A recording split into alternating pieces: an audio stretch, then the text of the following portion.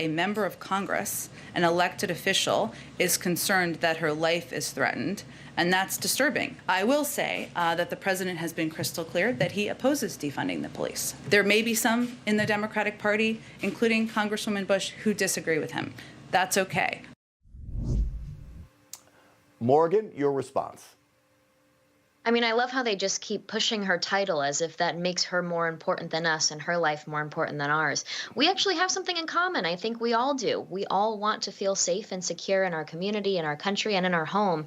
And she luckily has hundreds of thousands of dollars to spend on security. We don't. I mean, I'll tell you myself, I get death threats all the time. I get told that I'm going to be sent to the guillotine by angry leftists. But unfortunately, I don't have hundreds of thousands of dollars. I think what's concerning is that they tell us they're going to take away the Second Amendment and that we don't need it because we have our police to take care of us and to police our communities. And then they say, oh, but we're going to defund the police. And then you have blue states like New York, for example, where Cuomo passed the cash bail reform that releases thousands of criminals into the neighborhoods after they just committed crimes. And we have the 1 million illegal immigrants that have just been let into the country. So it's really not helping out the average American here. No, it absolutely is not. All right, I want to switch gears here. Joe Biden, who's not helping out the average American either, is an absolute gaffe machine, Debra. Watch this as he tries to pronounce the acronym for Asian American Native Hawaiian Pacific Islander. All right, watch this. The AA, NH, and PI community, I stumble over myself here. I mean, I don't blame him. It's a hard one to remember, Debra. Yeah, that's honestly sad. Like, this is the leader of the free world. It's supposed to be the most powerful person on the entire planet, and he can't even get through a sentence. We've seen this happen. His mental health, just everything he does has just been deteriorating since he got into office, and just makes me sad as an American to see our leader be this embarrassing on the world stage. Even I, personally, I'm 21 years old. I could probably read better than the president. That's not a good look for our country, and I hope that we can improve.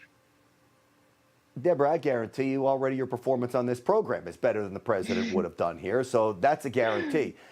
Morgan, let me play one more clip for you, just because the president deserves this. This is at a ceremony in the Rose Garden today. It's actually video. We'll play it here. January 6th. First off, the whole idea they're having a ceremony for officers, January 6th officers, in the Rose Garden is a little bit bizarre, but he calls up a young girl. I believe it's one of the daughters of an officer who lost his life, I think through suicide. But Joe Biden calls her up, and then he does his whispering in the ear and smelling the hair and putting his arm around her. It just is so inappropriate. Morgan, what's your take on it? Well, I'm just like our fellow panelist. I am 24 and I am a young woman, so I have to be aware when guys get a little creepy. And if any of the situations that we've seen from the many, many, many videos of Biden touching young women and young boys happen to me, I would feel incredibly uncomfortable, especially in a professional situation. I will say about the January 6th situation, though, they are really propagandizing this entire situation. And it's unfortunate, but it's expected with the left. They need to continue to push this false crisis in order to continue their narrative that we are enemies of the people. So we're going to continue to see this for years to come. I'm not shocked at all. Morgan, that is exactly why we have you and Debra and the rest of our guests on this program to counteract that narrative. And you guys both do a great job of it. Thank you for coming on the program. You just watched Newsmax TV, America's fastest growing cable news channel, now in more than 70 million homes. You can get Newsmax TV on your cable system or check your cable guide. And if your system doesn't carry Newsmax, call them, tell them you want Newsmax TV, because we're real news for real people.